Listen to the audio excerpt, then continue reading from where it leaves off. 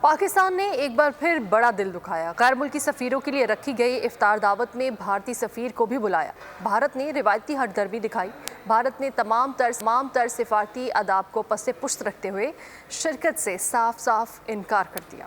Chaos Bharat کو نہ آئی راس۔ پاکستان نے ایک بار پھر بڑے پن کا مظاہرہ کیا، بھارت کو ایک آنکھ نہ بھایا۔ وزیر خزانہ اسحاق ڈار نے دفتر خارجہ میں وزیر اعظم اور غیر ملکی سفیروں کے اعزاز میں افطار ڈنر کا اہتمام کیا۔ دعوت میں دیگر ممالک کے سفیروں کے ساتھ بھارتی ناظم الامور کو بھی مدعو کیا گیا۔ بھارتی ناظم الامور نے مخاصمانہ رویہ اپناتے ہوئے تمام تر سفارتی آداب کو پس پشت ڈال دیا۔ دعوت افطار میں شرکت سے صاف انکار کر کے بھارتی بغض کو عیاں کر دیا۔ سفارتی ذرائع کے مطابق بھارتی سفارتکاروں کی افطار ڈنر میں عدم شرکت سفارتی روایات کے خلاف ہے۔ بھارت نے عدم شرکت پر ابھی تک معذرت یا تاسف کا خط بھی نہیں بھیجا۔ ڈپلومیٹک کور کے لیے آخری افطار ڈنر 2022 میں اس وقت کے وزیر خارجہ بلاول بھٹو زرداری نے دیا تھا، جس میں بھارتی سفارتکاروں نے شرکت کی تھی۔